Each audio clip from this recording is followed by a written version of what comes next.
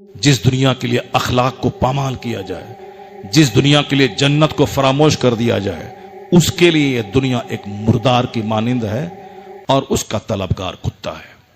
مرا ہوا جانور آدمی نہیں کھاتا ہے، کتا کھاتا ہے۔ اور یہ حدیث پاک میں آیا ہے کہ دنیا مثل مردار کے ہے اور اس کے طلبگار کتے ہیں۔ جو نماز روزہ چھوڑ کر صرف پیسہ کمائے، اس کی مثال کتوں کی جو مردار پہ ریجھ رہا ہے۔ اس لیے جو لوگ اپنی بیٹی کو انجینئر اور ڈاکٹر بنوانے کے نشے میں، ان ڈاکٹر تو بنتی ہے 50 لاکھ کروڑ میں 5 بیٹی، اور عزت تو لوٹتی ہے 95% سب کی، کوٹا میں رکھنے ہیں، ہاسٹل میں رہ رہی ہیں، اور ہاسٹل سے آ رہی ہیں راستے بھر علاقے کا چھوکرا جو وہاں بوائز ہاسٹل میں رہتا ہے، ان کے ساتھ ہاں ہماری رومانہ کو لیتے آنا، اور راستے بھر کیا تماشا ہوتا ہے وہ ہم لوگ سفر میں دیکھتے ہیں۔ نہ ان کا باپ ہے، نہ ان کا بھائی ہے، ان کا بوائے فرینڈ ہے، اور پورا راستہ موج اور مستی کرتا ہوا آتا ہے، اور 3 مہینے 4 مہینے کے لیے کوٹا اور بھوپال میں ہے، وہاں نہ ماں ہے، نہ باپ ہے، نہ بھائی ہے، یہ ہاسٹل میں ہے۔ ہاسٹل میں صاحب باہر گھومنے کے بہانے، ادھر بوائز ہاسٹل ہے، علاقے کا چھوکرا رہتا ہے، اور جا کے باہر ہوٹل بازی ہو رہی، 2-3 دن ہاسٹل میں چھٹی لے کے رشتہ دار کے جانے کے بہانے جا کے ہوٹلنگ ہو رہی ہے۔ انجینئر 1 کروڑ میں 2 بیٹی بنی، ڈاکٹر 1 کروڑ میں 2-4 بیٹی بنی، اور عزت لٹ گئی سب کی۔ ایسی کون سی تعلیم تم نے بیٹی کو دلا دی جس سے کہ دنیا میں عزت بھی گئی، آخرت کی جنت بھی گئی، اور زیادہ آگ بدن میں لگی تو کافر کے ساتھ بھاگ گئی؟ نہیں دیکھا تم نے؟ یہ پوائنٹ کی بات تم اگر بیٹی کو نہیں بتایا، وہ مولوی اگر اپنی بیوی کو یہ بات بتایا ہوتا تو کبھی ایک رام کے ساتھ اپنی بیوی کو نہیں بھیجتا اسکول کا ایگزام دلانے کے لیے، اور کبھی ایک مسلمان کی بیٹی کافرہ اور مرتد نہ ہوتی، اب وہ سدا کے لیے جہنمی نہیں بنتی۔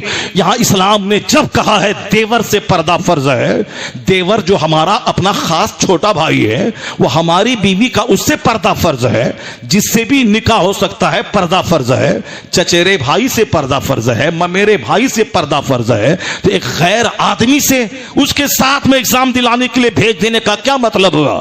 پہلے خود بدتمیزی کرنی ہے، اور جب کھیل بگڑ جائے تو اس کو مذہب اسلام پہ پھوڑ دینا ہے۔ اس کے ذمہ دار خود تم ہو، تسبیح کے دانے توڑنے میں خود اسی کا ہاتھ ہے، جو آج یہ کہتے کہ دانے بکھر گئے، مصطفیٰ کے قانون کو توڑنے والا کبھی وہ چین سے نہیں رہے گا۔ جہنم تو وہاں، جہنم کی آگ وہاں ملے گی، یہاں اس کی زندگی کا آرام کڑوا ہو جائے گا، زندگی کی لذتوں سے محروم رہے گا۔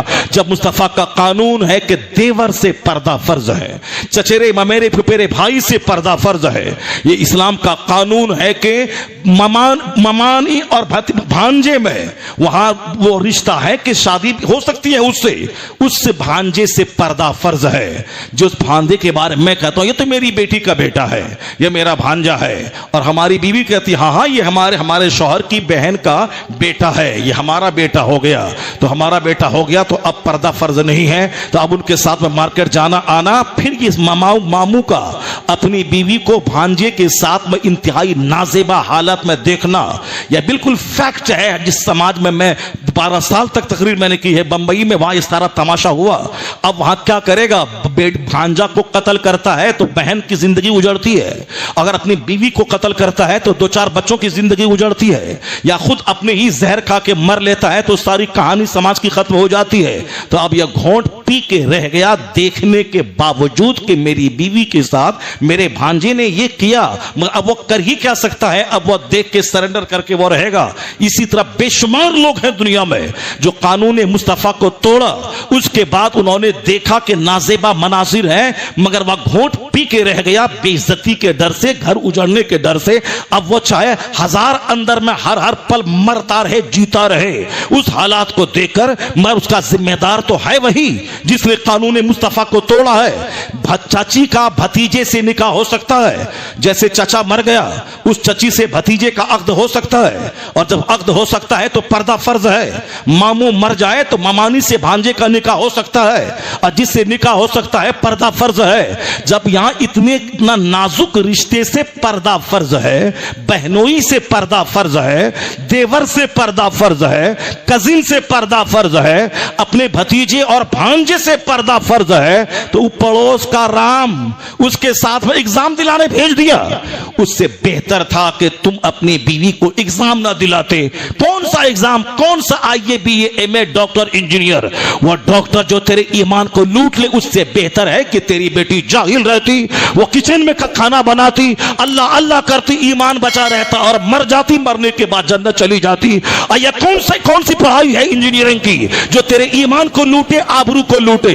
یہ کون سی پڑھائی ہے میڈیکل سائنس کی جس میں ایمان بھی لوٹے اور آبرو بھی لوٹے؟ یہ کون سی پڑھائی ہے اسکول کی جوان مردوں کے ساتھ بیٹھ کے کوچنگ سینٹر میں پڑھنا؟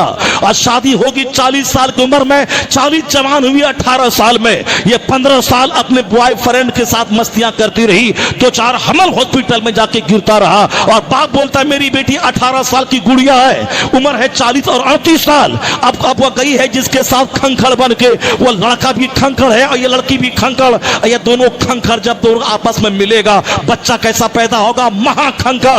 اس لیے اپنی عزت و آبرو کو بچانے کے لیے, اگر سماج میں سماج کو ڈکیتوں سے بچانے کے لیے ضرورت ہے کہ اپنی بیٹی کو پردہ میں رکھا جائے. وہ علم جس سے آبرو بگڑ جائے اس علم کو حاصل کرنا حرام ہے, اور جس میں ایمان لوٹ جائے اس علم کو حاصل کرنا حرام ہے. جو آبرو کے لوٹنے کا قوی اندیشہ ہو اس علم کا حاصل کرنا حرام ہے. اس لیے جس کے نزدیک آخرت رہے گی, جنت رہے گی, وہ اپنے گھر میں اپنے بال بچوں کی گٹھی میں جنت اور آخرت کی محبت پلائے گا. تو جنت تو وہاں ملے گی, ایمان یہاں بچے گا, آبرو یہاں بچے گی. اور جب یہ آبرو بچے گی تو پھر جب عورت انٹچڈ رہے گی اور مرد انٹچڈ رہے گا, اور یہ دونوں پاکیزہ نوجوان جوڑے آپس میں جب ملیں گے تو بچہ نمازی پیدا ہوگا, بچہ قطب پیدا ہوگا, بچہ ابدال پیدا ہوگا. چونکہ قدرت کا قانون ہے, آم کے پیڑ سے سیب نہیں نکلتا, سیب کے پیڑ سے آم نہیں نکلتا.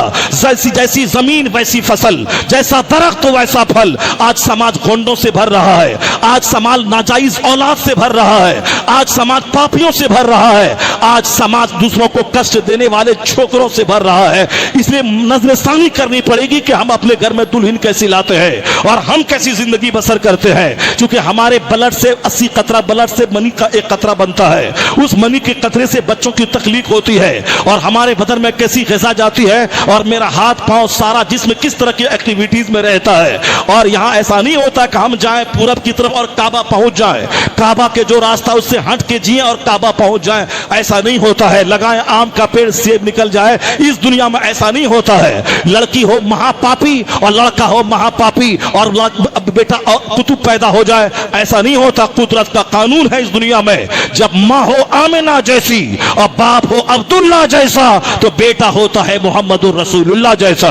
اور اس دنیا میں جب ماں ہو فاطمہ جیسی اور باپ ہو علی جیسا, علی جیسا بہادر کے رات بھر سجدہ اور دن بھر جہاد اور 4 دن کا فاقہ ہے غریبوں مسکینوں کی خوراک کا انتظام, اور ماں ایسی لاجواب کہ جن کا آنچل نہ دیکھا مہو مہر نے, اس ردائے نصرت پہ لاکھوں سلام.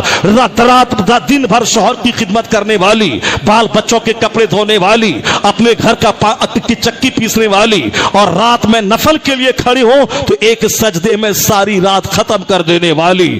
اور پھر اس غربت کے باوجود شکوا زبان پہ نہیں لانے والی, اور وصیت کر جائے کہ میں مروں تو جس فاطمہ کو زندگی میں غیر مردوں نے نہیں دیکھا, مرنے کے بعد اس کی لاش پر بھی غیر مردوں کی نظر نہ پڑے. وصیت کی کہ رات میں دفن کر دینا. میری ماں مرے تو 50 مسجدوں میں اعلان, 1 لاکھ جنازے میں لوگ حاضر ہوں, اور جنت کی عورتوں کی سردار جا رہی ہے, صرف 10 لوگ ان کے جنازے میں حاضر ہیں. یہاں تک کہ خلیفہ اول صدیق اکبر کو خبر تک نہیں کی گئی. انہوں نے صبح مولا علی سے پوچھا, علی آپ نے ایسا کیوں کیا؟ کہا میں کیا کروں, سیدہ کی وصیت یہی تھی مجھ کو رات میں دفن کر دیے جائے. کیونکہ سیدہ کو اجنبی مردوں نے زندگی میں نہیں دیکھا تو بعد وصال بھی ان کی لاش پہ غیر مردوں کی نظر نہ پڑے, اسی لیے رات میں دفنانے کی وصیت کی گئی. جب جس نے انہوں نے پردے کا ایسا خیال کیا تو اللہ قیامت کے دن انعام کیا دے گا؟ 70,000 حوروں کی جھرمٹ میں پل سے رات پار کر جائیں گی, اور آواز آئے گی, یا اہل الجم نکسوا رؤوسکم وغضوا ابصارکم فإن فاطمہ بنت محمد تمر علی الصراط. اے اہل محشر نگاہ جھکا لے, آنکھوں کو بند کر لے, محمد کی بیٹی فاطمہ پل سے رات پار کرنے والی ہے. جنہوں نے اپنی زندگی میں اپنے آپ کی حفاظت کی، اللہ قیامت کے دن بھی اہل محشر سے ان کی حفاظت کرے گا، اور 70,000 حوروں کے جھرمٹ میں جنت پہنچ جائیں گی، پل صراط پار کر جائیں گی۔ تو جب ماں ہو فاطمہ جیسی، قدرت کا قانون ہے جب باپ ہو علی جیسا، تو بیٹا اب لوفر جوکر نہیں ہوگا، بیٹا تاریخ ساز، تاریخ رچنے والا، اسلام کی آبرو بچانے والا حسن اور حسین پیدا ہوتا ہے۔ جب تکبیر، نعرہ رسالت، مسلک اعلیٰ حضرت، اصلاح معاشرہ کانفرنس، خلیفہ حضور تاج الشریعہ علامہ مفتی شہریار رضا خان